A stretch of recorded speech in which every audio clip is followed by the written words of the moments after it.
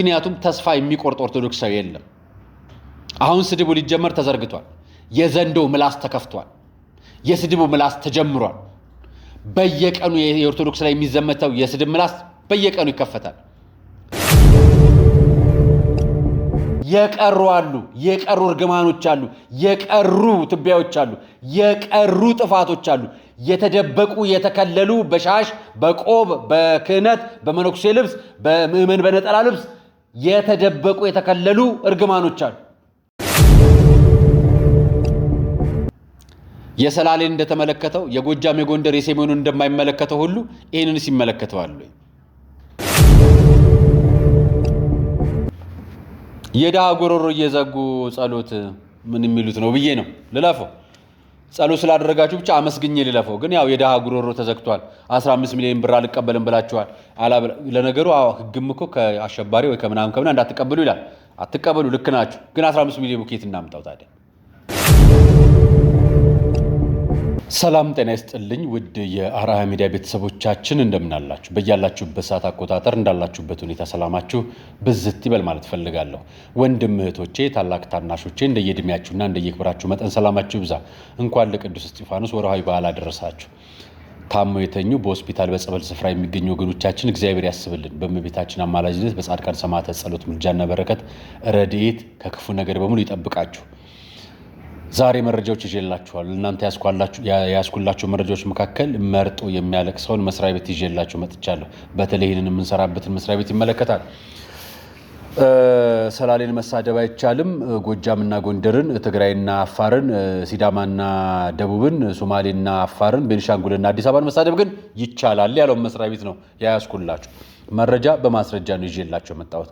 አብራችሁ ስትቆዩ ሁሉንም ሰሙታላችሁ። ሌላኛው መረጃ ደግሞ በጁማዓ ቀን ለፓስተሩ ጸሎት ተደረገለት ነው የምላችሁ። እሱንም አመጣላችኋለሁ። ሌሎች ሁለት እጅግ አደገኛ የሆኑ መረጃዎች አሉ።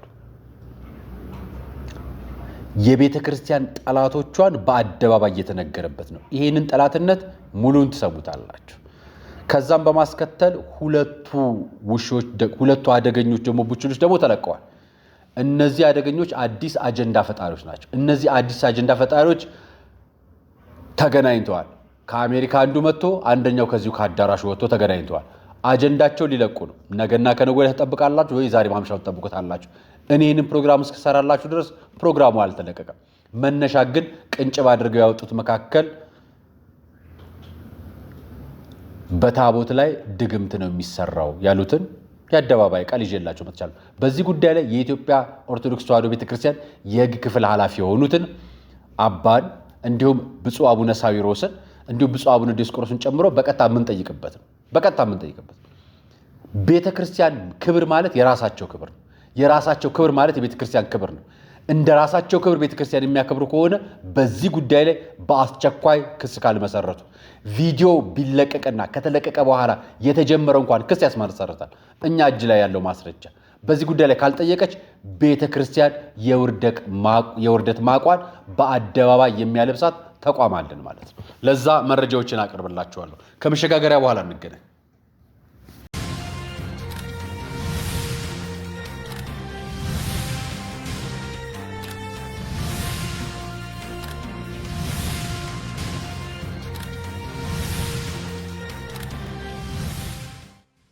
የመጀመሪያው መረጃ አሁን ከደቂቃዎች በፊት የተለቀቀ ነው። ይሄን ቪዲዮ ስቀርጸው ከደቂቃዎች በፊት ነው የተለቀቀው። 30 ደቂቃ እንኳን አይሞላው ሲለቀቅ።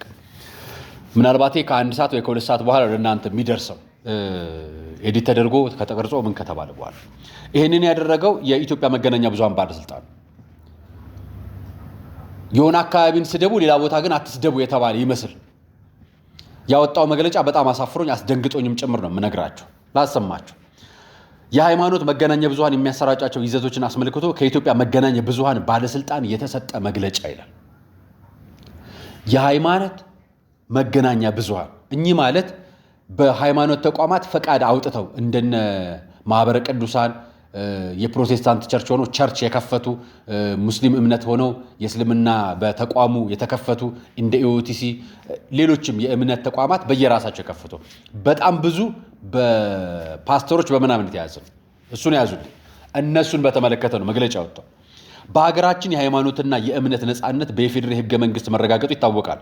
በዚሁ መሰረት በመገናኛ ብዙሃን አዋጅ ቁጥር 1238 ህዝባር 2013 መሰረት የሃይማኖት መገናኛ ብዙሃን ምዕመኖቻቸው ባሉበት ሆነው በመገናኛ ብዙሃን አስተምህሮታቸውን እንዲከታተሉ ከኢትዮጵያ መገናኛ ብዙሃን ባለስልጣን ፈቃድ ወስደው እየተንቀሳቀሱ ይገኛሉ። ባለስልጣኑ በአዋጁ በተሰጠው ኃላፊነት መሰረት መገናኛ ብዙሃን ተግባሮቻቸውን ህግና ሙያዊ ስነ ምግባርን ባከበረ አግባብ ስለማከናወናቸው ክትትልና ቁጥጥር በማድረግ ክፍተቶች እንዲታረሙ ግብረ መልስ ይሰጣል። እንደ ጥፋቶችም አይነት ተገቢውን አስተዳደራዊ እርምጃ ይወስዳል።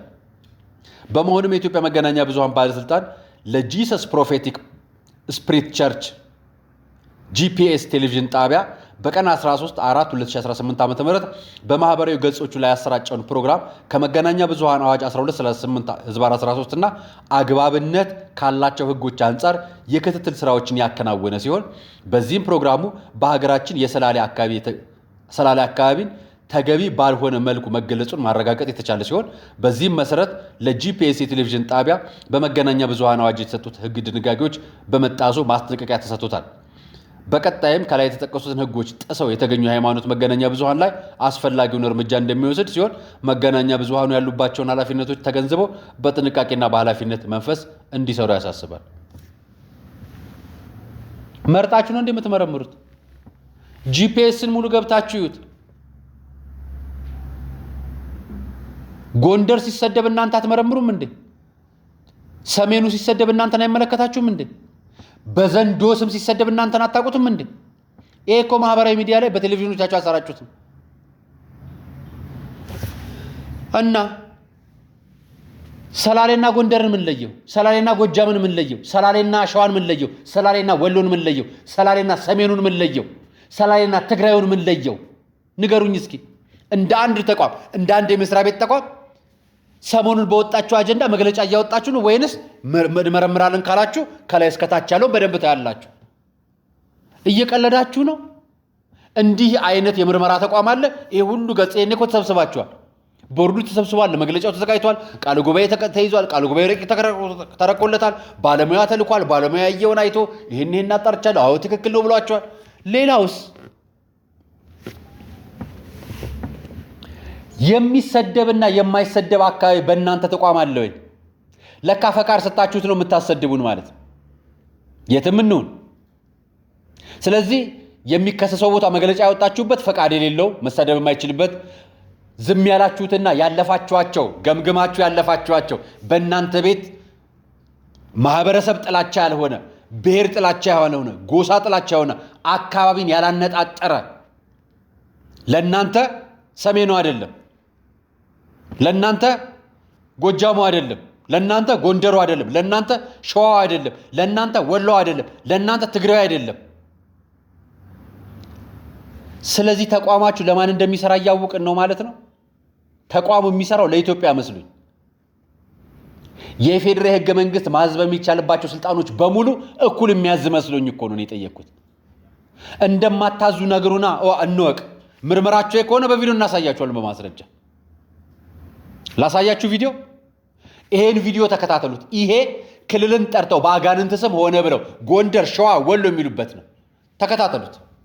አፋርግፍ ከራማ የጎንደሩ የታመነ ካሳ ጌታ ምን አርግ ትለኛለህ?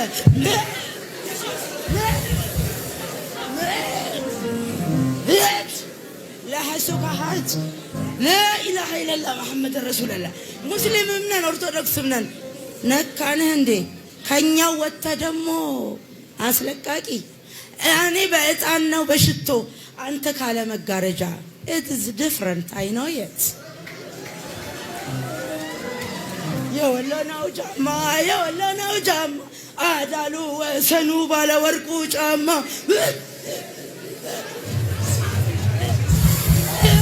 አለቃውን ኢየሱስ አዋረደው።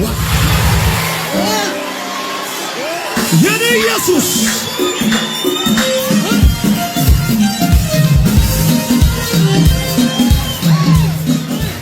አይወድማ ሲከናወንልኝ አይወድም አይወድማ የኔን ከፍታ አይወድማ መርዶ ሆኖበታል አይወድማ የደስታ የለታ ጠላት እልል አይለበኛል ወደ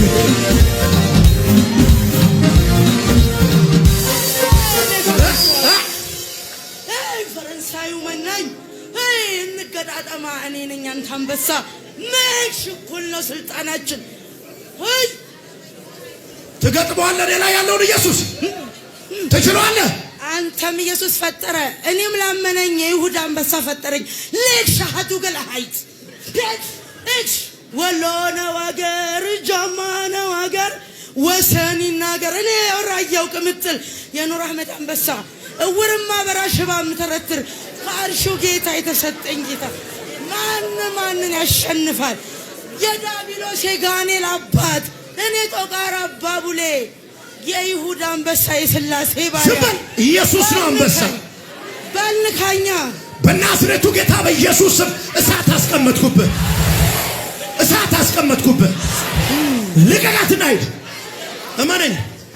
እመነኝ አለቅም አንተም የኢየሱስ እኔም የይሁዳ የሰባት ሰማያቱ ባሪያ ሴም ቲንግ ዲፍረንት ነገርኩ እኮ እኔ በመጋረጃ በዕጣን በሽቶ ብፈርድ አንተ በመንፈስ ቅዱስ እዚህ ትፈርዳለህ አንድ ነን ልዩነታችን ቆይ ላይክ 5 ሜትር አንድ ነን አንተ የምትሄደው እኔ ጋር ደግሞ መጋረጃ ዕጣኑ ያ ሰመድ ያ መሊከል ቅዱስ ብለን በእስላሙም በክርስቲያኑም እንሄዳለን እኩል ለኩል አንተ እዚህ ውር ብታበራ እኔ ሙታን አስነሳለሁ በይሁዳ አንበሳ ናዝሬቱ ጌታ በኢየሱስ ዳቢሎስንም እሳት አነደድኩኝ አጋንንትንም እላዩ ላይ እሳት አባሪያ ነኝ እና ይህን ቪዲዮ ዘለላችሁት መርጣችሁት ነው እናንተ አጋንንቱን የተናገሩ ልትሉ ነው እናንተ የእናንተ መስሪያ ቤትም አጋንንትን ያውቃል እና ባለስልጣኑ ማስጠንቀቂያ ሰጠ በቃ ሀገር ህዝብ ሰፈር መንደር ሃይማኖት ለይቶ ሆነ ብለው ሲያጠቁ ተደራጅተው ሲመቱ እያያችሁ እንዳላዩችሁ ሆናችሁት አውቀው ነው ነገሩ ያውቁ የተኛም ቢቀሰቀሱት አይሰማ የሚባለው እውነት ነው ለእናንተ ምን ብለን እንመክራለን ለቀባሪው አረዱት አይደል የሚባል ክር ያሰራችሁ ግን ውስጥ አላችሁ አይደል ቆብ ያጠለቃችሁ ሙስሊም ሆናችሁም አላችሁ አይደል ምዛው ለሰው ሃይማኖት ጠበቃ ስትቆሙ ለራሳችሁ ሃይማኖት ጠበቃ መቆም ሲያቀታችሁ ግን አያማችሁ ትንሽ አይቆረቁራችሁ አያንገበግባችሁ ነው አላፊያችሁ ይቆጣችኋል ነው መሪያችሁ ምንም አይላችሁ ከስራ ያሰናበታችኋል እድገት ያወርዳችኋል መስሪያ ቤት ያዘዋውራችኋል ምንድነው የተፈጠረ ያለው ነገሩ የመንግስት መስሪያ ቤት ሰርተ ስለምናቅ የሚፈጠሩን ስለምናቅ ነው ጫፉን የነገርናችሁ ኡስታዝ አቡበከር ደግሞ ዛሬ ምን እየሰራ ነው ትላንትና የፖለቲከኛ ገንዘብ አልቀበልም አለ ከሃይማኖት ተቋማት ጋርና ከፖለቲከኞች ጋር እንዲሁም ከዘረኞች ጋር አግማስ አይሰራም ማለት ትላንትና እሱ ደግሞ እራት የሚበላው ከዘረኞች ከፖለቲከኞች ከሃይማኖተኞች ጋር ነው እራት የሚበላው የሚገባበዘው አብሮ ፎቶ የሚነሳው እሱ ነው ቃለ ቀርን ላይ ገቡና ይዩት ስለ አግማስ ጠቅላላ መረጃ አሁን ደግሞ አርብ ነው ዱዓ ያደረገን ከካሚል ጋር ቁጭ ብለው ዱዓ ያደረጉ ነው ለማስተር አብነት ሙስሊሞች ጸሎት አድርጉልኝ በተባለው መሰረት ዱዓ ያደረገለት ነውና ጸሎት ስላደረጋችሁ እናመሰግናለን ዋናው መትረፉ አይደል እኔ እንደዛ ነው የምለው ግን የደሃ ጎሮሮ እየዘጉ ጸሎት ምን የሚሉት ነው ብዬ ነው ልለፈው ጸሎት ስላደረጋችሁ ብቻ አመስግኜ ልለፈው ግን ያው የደሃ ጉሮሮ ተዘግቷል 15 ሚሊዮን ብር አልቀበልም ብላችኋል ለነገሩ ህግም እኮ ከአሸባሪ ወይ ከምናምን እንዳትቀበሉ ይላል አትቀበሉ ልክ ናችሁ ግን 15 ሚሊዮን ቡኬት እናምጣው ታዲያ ዳዎች እንዴት እንርዳ ታዲያ ስለዚህ ይሄ ነገር ሊሰራ የሚችልበትና ወይ ገንዘቡን ምናምኑን እሱ ፖለቲካ ሊሰራበት ብላችሁ ካሰባችሁ እንዴት መስተካከል እንዳለበት መነጋገር የእናንተ ኃላፊነት ነበር አይደል ግን እናንተም ፖለቲካ ያደረጋችሁ አጀንዳ የምትረዷቸው መካከል ዝርዝሮቹ ማን ናቸው ስንት ሰዎች ናቸው የሚረዱት 5 ዓመት ከተቀመጡት መካከል ምን ያህል ሰው ነው የሚረዳው ሁሉም ሙስሊሞች ናቸው ነው እዛ አካባቢ ያሉ ሁሉንም እምነት ተከታይ ናቸው ግን ተቋሙ እንዴት ሙስሊም ብቻ ሆነ ሙስሊም ሰራተኛ ሙስሊም አስተዋዋቂ ሙስሊም ዘጋቢ ሙስሊም ብቻ ሆነ እኮ ታዲያ የሃይማኖት እንትን አይደለም አይደል? እንትን ነው ያልኩት። ያው የሃይማኖት እንትን አይደለም አይደል? ቻሪቲ በሃይማኖት ተቋማት ሃይማኖተኛን ለይቶ ያደርጋል እንዴ? ስለዚህ ኦርቶዶክሳዊ ቻሪቲ እንክፈታ ለብቻው ተቋሙ የሚያውቀው ወይ ደግሞ እኛ ተደራጅተን ደግሞ እንስራ። እኔ አንድ ነገር እያሰብኩ ነው። ኦርቶዶክሳውያንን የሚያደራጅ አንድ ስነ ልቦናን ጀምር፣ እንደነሱ ማለት ነው። እንደነሱ እንኳን ጽንፍ ወተን ምናምን አደረገ ለቸገረው አብሮ ጎዳና ለወጣ ለማንም ሰው ስለሚታገዝ ኦርቶዶክሳዊ እንኳን ማንንም ያግዛል። ነገር ግን ኦርቶዶክሳዊ መቆም አለበት አሁን በቀጥታ። እሱ ነገር ትንሽ እያሳሰበኝ ነው። ጽንፈኝነት የሚመጣው ከላይ መሰለኝ፣ ከታች አይደለም። አሁን ያየሁት ከላይ ነው፣ ከታች አይቼ አላውቅም። ህዝቡ አብሮ እየኖረ ነው። ሙስሊሙም ክርስቲያኑም ፕሮቴስታንቱም አብሮ እየበላ አብሮ እየጠጣ አብሮ እየተጫወተ የራሱ መስጊድ ይሄዳል፣ የራሱ ቸርች ይሄዳል፣ የራሱ ቤተክርስቲያን ይሄዳል፣ ይሰግዳል፣ ይጫወታል፣ ይመለሳል፣ ኑሮን ይኖራል። እናንተ ግን በጣም ጽንፍ ውጣ እያላችሁት ቻሪቲ በሃይማኖት እግዚአብሔር ይቅር ይበላችሁ። የሲቪክ ማህበረሰብ ተቋም ከተቋም አደረጃጀት ከተግባር ስራ በድርጊትና በጽሁፍ ያለውን ልዩነት በደንብ ብታዩልን ይህንን ጠይቃችኋለሁ። ስለዚህ ኡስታዝ አቡበከር ጋር የሰጠው መግለጫ በአንድ በኩል ትክክል፣ በአንድ በኩል ግን አስደንጋጭ። አሁን ደግሞ ማሰራብነት ጋር ጸሎት እያደረገ ነው። እነዛ ደግሞ እርቧቸው ልጆቹ ዳቦ እየጠየቁ ነው። እስቲ አጣጥሙት። እኔ ሁሉም አልተዋጥልኝ፣ አልተጣጣመልኝ። የብልጥ የዋህ የለም እና እንደዛ ነው ለማለት ነው። ሁለተኛውንም ማሰማችሁ በጣም አስደንጋጭ መረጃ ነው። ይሄኛው መረጃ መጋቢ አዲስ እሸቱ ሐቋን ያለ ምንም መደባበቅ ፍንትው አድርገው የቤተ ክርስቲያንን ችግር ያሳዩብን ነው። ይሄ እኔና እናንተ እንደ አንድ ምእመን አስራት በኩራት ማናወጣ ንስሐ አባቶቻችን ጋር ንስሐ በጊዜ ማንሰጥ ይፍቱኝ ብለን ማንመረቅ አባቶች ማናከብር መምህራነ ወንጌል በገንዘብ ስብከት የምንሸጥ ዝማሬ በገንዘብ የምንሸጥ በቲክቶክ በዩቲዩብ በምናምን ቤተ ክርስቲያን ላይ ንግድ የምንነግድ በጉቦ አስተዳደር ሆነን የምንቀጠር ካህን ሆነን የምንቀጠር ዲያቆን ሆነን የምንቀጠር ቅዳሴ በጉቦ የምናስቀድስ ኪዳን በጉቦ የምናደርስ ጳጳስነት በጉቦ የምንገባ ጵጵስናችንን በዘር በጎሳ በሰፈር በምናምን ለለያየን ይሄ መልእክተኛ ነው። ለለያየን ለኛ ይሄ ነው መልእክት። ስሟቸው አማኙም መሪውም ጋር ያለውን ችግር እንስማቸውና እንምጣ። እቺ ቤተ ክርስቲያን በየዘመኑ ፈተና ይበዛባታል። በየዘመኑ ማይበሉ ወጀቡ ከአራት ወገን ይመጣባታል ብዬ አምናለሁ። እኔ የመጀመሪያ ፈተናዎቿ ራሳቸው ልጆቿ ናቸው። ከውስጥ ወደ ውጭ የሚገፏል፣ ከውጭ ወደ ውጭ የሚገፏል።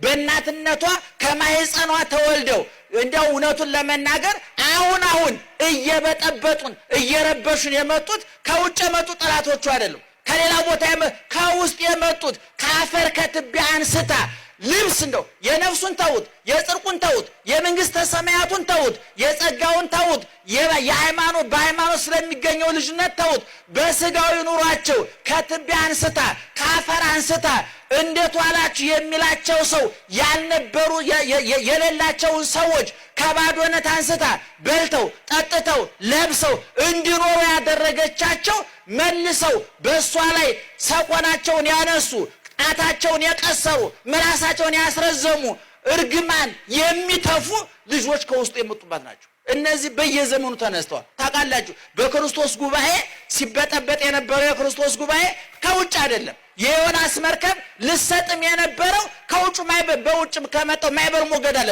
የውጭን ማይበል ሞገድ ጎትቶ ያመጣው ውስጥ ያለ ዮናስ ነው። ዮናስ ነው ተስትጥል መርከቡ ሰላም ሆነ። ዛሬም ከቤተ ክርስቲያኒቱ ተወጥተው መጣል ያለባችሁ ቆሻሾች ሊኖሩ ይችላሉ። ከውስጥ ያሉ እርግማን የሆኑ ሰዎች ለመርከቧ መስጠት፣ ለመርከቧ መናወጥ፣ ለሞገዱ ለማይበሉ መነሻ ሆነው ያገለገሉ ክፉ ሰዎች አሉ። ይሄ እውነቱን ለመናገር ቄሱን ይመለከታል፣ መነኩሴውን ይመለከታል፣ ጳጳሱን ይመለከታል። አንዳንድ ለቤተክርስቲያን ቅርብ ነን ብለው የሚያምኑ ምዕመናኑን ጭምር ይመለከታል። ስለዚህ የመጀመሪያው የቤተክርስቲያን ጥላቶቿ ራሷ ልጆቿ። ሁለት ጥያቄ አለ እዚህ ላይ ሐሳብ አለ፣ የምንሰጠው አስተያየት እማናምነው አለ፣ ሐሰት የሆነ አለ ከተናገሩት። እኔ አንዳችም ቃል አልጥልም። ከጳጳስ እስከ ምዕመን በተለይ ቅርብ ነን የምንል ብለን ራሳችን የምናቀርብ የምንፎክር ጳጳስ አውቃለሁ፣ ካህን አውቃለሁ፣ ዲያቆናት አውቃለሁ፣ እንዲያውቃለሁ ከቤተ ክርስቲያን ቅርበን እንዲህ ለምንል ለምንመጻደቅ ለምንታበይ ለኛ ለሁላችንም ከላይ እስከ ታች ከታች እስከ ላይ ነው የተናገሩት።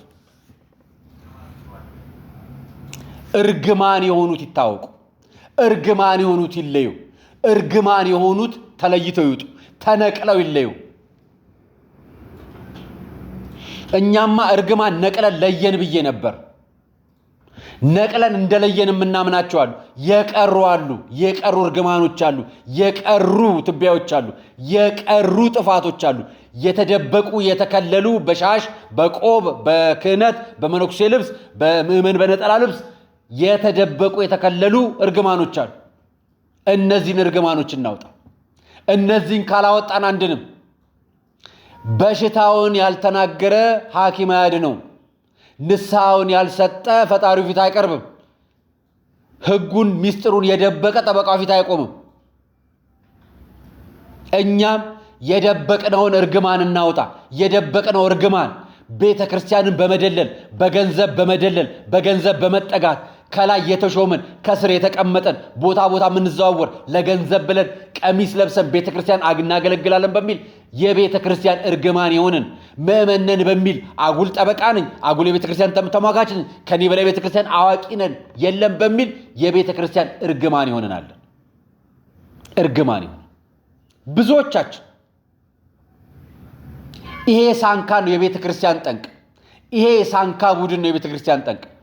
ጉቦ ከፍለህ ተቀጥረህ የክርስቶስ ስጋና ደሙን የምትፈትት አንተ ነህ የቤተ ክርስቲያን እርግማን። ጉቦ ከፍለህ ገብተህ ጵጵስና የተሾምክ እናንተ ናችሁ የቤተ ክርስቲያን እርግማን። ንስሐ በጉቦ የምትሰጡ ካህናት የእናንተ ነው እርግማኑ። ካህናት በገንዘብ በመደለል ክርስትናን፣ ቅድስናን፣ ሰማያዊ መንግስትን ለመውረስ የምትሹ የእናንተ ምእመናን የእናንተ እርግማን ነው። ይሄ እርግማን ካልተነቀለ ቤተ ክርስቲያን ፈውስ የላት። የውጭ ካለው ይልቅ ውስጥ ያለው ብሶባታል። ይሄ ነው አደጋው። ከስርዓተ ቤተ ክርስቲያን ከሕገ ቀኖና ውጭ የሚወጡ ነገሮች በሙሉ አደጋ አላቸው። ሰፊ አደጋ ደጋግሜ ያሳይቻቸዋለሁ። የስውሯ ማርያምን ጉዳይ አይደለም። የመጀመሪያው ጠላት የቤተ ክርስቲያን መዋቅር ውስጥ ያሉት አካላት ናቸው። ከጳጳስ እስከ ቤተ ክርስቲያን አስተዳዳሪ፣ ከሀገረ ስብከት እስከ ቁጥጥር ኮሚቴ፣ ከሕግ ክፍል ከኦዲት ክፍል እያንዳንዱ ባለድርሻ ናቸው። በዚህ ጉዳይ ላይ በእርግጠኝነት ነው የምናገራቸው። በእርግጠኝነት ብፁዕ አቡነ ሳዊሮስና ብፁዕ አቡነ ዲዮስቆሮስ በቅርብ ጊዜ ውስጥ ምላሽ ይሰጡናል የሚል ተስፋ አለኝ። በእነሱ ጊዜ መፍትሄ ከመጣ እውነትም ወደፊት ያራምዱናል። እግዚአብሔር ይመስገን እንላለን። ለዚች ጉዳይ ነው የጠየቁት። ስለሌላ ጉዳይ አላነሳውም። እንዲህ አይነት የቤተ ክርስቲያን ሕግና ዶግማና ቀኖና ሲጣስ ግን ዝም አይሉም ብዬ ተስፋ አደርጋለሁ። በጉቦ የገቡ ጳጳሳትም ዝም ይላሉ ብዬ ተስፋ አላደርግም። ተስፋ እንቆርጥም አይደለም። በእግዚአብሔር ተስፋ የሚቆርጥ የለም አይደለም። ከፍላችሁም ገባችሁ፣ ሳትከፍሉም ገባችሁ፣ ተመራርጣችሁም ገባችሁ፣ ተቀብታችሁም ገባችሁ፣ እኔ የታዘዝኩትን እንፈጽማለሁ። ለአባቶቻችን እንታዘዛለን። ቤተ ክርስቲያናችን ውስጥ ያለውን መርገምት መንቀል አለብን።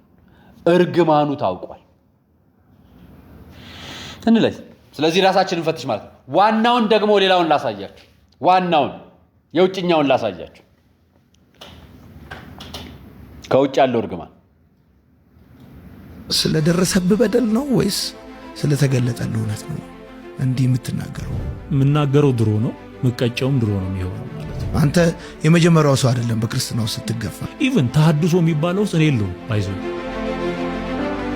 ኢትዮጵያ ውስጥ ምን ብታረግ ልትወደድ እንደምትችል የታወቀ ጉዳይ ነው። ስብሰባ ላይ ያወጡት በጣም አደገኛ የሆነ መረጃ አለ። ያኔ ለመናገር በጣም ከራሴ ጋር ተሟግቻለሁ። እየተደበደብንም እኮ እናገለግል የነበረው ለኦርቶዶክስ ታማኝ ስለነበር ነው። ለተሰጠ ሲዝን የእግዚአብሔር እውነት አድምቀ መናገር ነው እንጂ እንድትወደድ አይደለም የተላከው። የሚቀኑብን ሰዎች ነበሩ። እኛ ኦርቶዶክስም ሆነን ይቀኑብናል። እስቲ ትንሽ ስለ ታቦት አጫውተኝ። ዝንቱ ታቦት ዘቅዱስ ሚካኤል ውእቱ። የማርያም ታቦት የሚባል የለም አሉ። እንደውም እሳቸው ብዙ ተከታይ አለ፣ ብዙ ተቀባይ አለ ማለት የምትናገረው ነገር እውነት ነው ማለት አይደለም። እኛ በአዲስ ኪዳን ታቦት ብዬ ለመጥራት አልደፍርም። እዛ ቤት ሲመታ እዚህ ቤት የሚያለቅሱ ሰዎች አሉ። ጎረቤታቸው ለነበረ ሀብታም ጭምር ስም ነው የሚሰግዱት ማለት ነው። ምክንያቱም እዛ ላይ የሚቀረጸው ቄስ መጥቶ ገብቶ ሳይቀድስ አይወጣምና እዛ ታቦት ላይ የሚደገመው ህዝብ አግዝ የሚባል ድግምት አለ።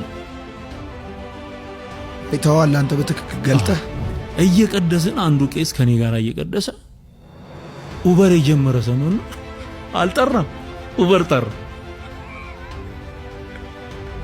ማናቸው ለተማሪያ ማመን ነው የሚያቅት። እንግዲህ ሲሪየስ ነው የኦርቶዶክስ ስርዓት። ቀጣይ ምንድነው ፕላን? ራይድ ሰራ ነበር። እየወደዱኝ ከሚጠፉ እየተናደዱብኝ ቢድኑ ይሻላል።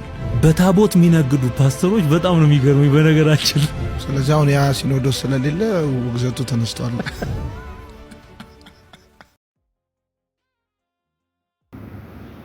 ይሄ ፖድካስት ማርሻል ቲቪ ወይ ደግሞ ራሱን አገልጋይ ዮናታን ነኝ ብሎ የሚጠራው ላይ ማስታወቂያ የተለቀቀ በቅርብ ቀን ተብሎ ከዛሬ ማታ ጀምሮ እስከ እሑድ ወይ በሚቀጥለው ሳምንት ይለቁልናል። ሊሰድቡን ይለቃሉ። እኔ የምነግራችሁ አጀንዳ እንዲሆኑ ፈልገው ሆንም ብለው የሚለቁበት ቀን ነው። የእናንተን ቅዳሜ ሰንበትን እሑድ ሰንበትን መረበሽ ነው። ይጠፉና ይመጣሉ። ሆነ ብለው ነው የሚመጡት አጀንዳ ለመሆን። እኛ ግን አጀንዳ የምናደርገው የቤተ ክርስቲያን አባቶቻችን እንደዚህ አይነት ጉዳይ አጀንዳ አድርጋችሁ እንደማትወያዩ ተስፋ አደርጋለሁ። ምክንያቱም ህዝበ ምዕመኑ ክርስትና ነው የሚናፍቀው፣ ማስቀደስ ነው የሚናፍቀው። ወደ ማስቀደስ ወደ ክርስትናው ስርዓት እንዲመጣ ማድረግ ነው። መዋቅራችን ህግ ክፍል አለ።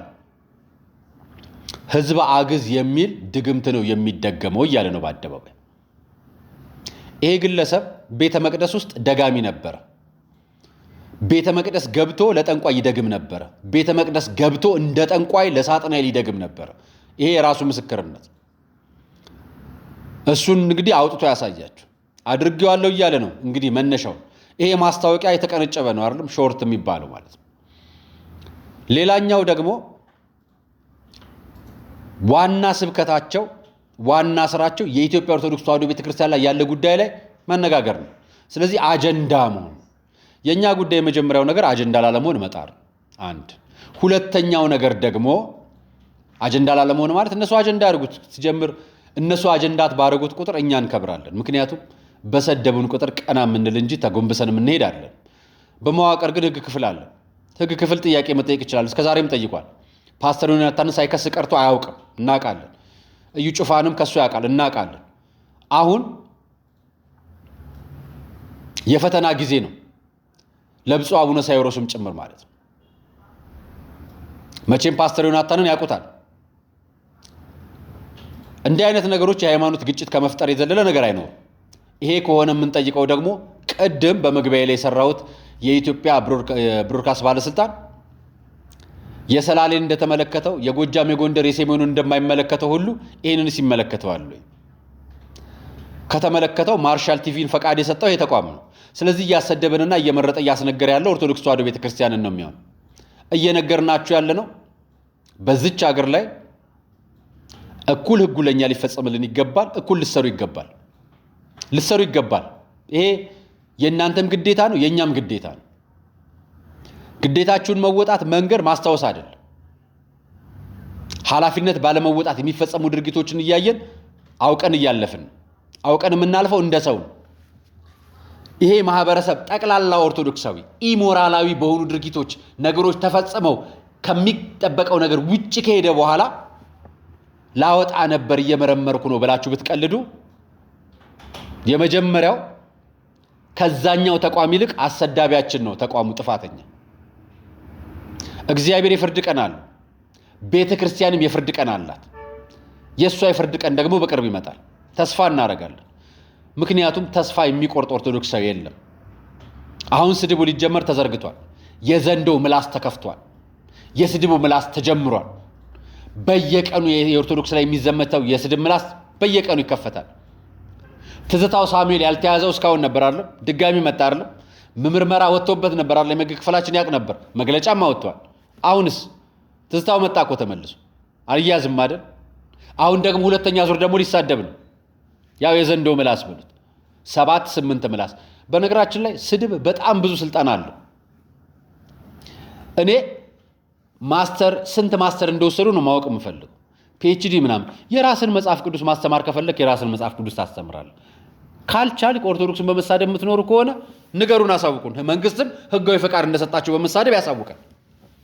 ያንን ማወቅ እንፈልጋለን እንደውላችሁ እና ከቤተ ክርስቲያናችን ጎን ንቁ፣ ቤተ ክርስቲያናችንም እንመለስ። የእርግማን አፍ ተከፍቷል። ይሄ የዛሬው መልእክቴ ነው። ተከፍቷል። አሁን ትሰሙታላችሁ። በቅርብ ቀናት ውስጥ በቅርብ ቀን ተብሏል። እንግዲህ እየጠበቅ ነው። አብረን የምንሰማ ይሆናል። ከዛ በኋላ እናንተ ምላሽ እንዳሰጡ እኛ ምላሽ እንሰጣለን። አባቶቻችን እናንተ ዓለም ወደ አስቀመጠችው ወደማይፈርድላችሁ በደል ግን ወደምታስሙበት ቅሬታ ወደምታስሙበት ማመልከቻችሁን አስገቡልን። እነሱ አይፈጽሙት እናውቃለን። የማይፈጽሙት እንደማን እንደሆነ እናውቃለን። ከብሮድካስት ባለስልጣን ከፌዴራል ፖሊስ ጋር በጋራ ሆናችሁ መሰራት ካልተቻለ ቀጥሎ መሰራት ያልተቻለን ደግሞ ጊዜ ሲፈቅድ እንነጋገረዋለን። እናንተ ግን ዝም አትበሉ። ትላንትና ስላልተፈጸመ ዛሬም ዝም ከተባለ ዛሬም ካልተፈጸመ ነገ ዝም ስለተባለ ነገ አይፈጸምም ማለት አይደለም።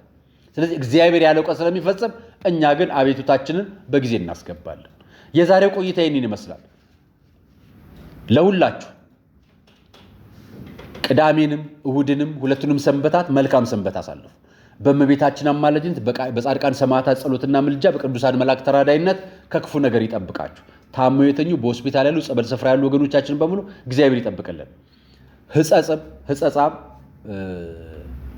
ደብረ ብርሃንም ደሴም በሁሉም ሰሜኑም ደቡብ ምስራቁ ምዕራቡም አካባቢ የሚገኙ በመጠለያ ስፍራ የሚኖሩ ወገኖቻችንና ሰዎችን በሙሉ ከረሃብ ከችግር ከስቃይ ያውጣል።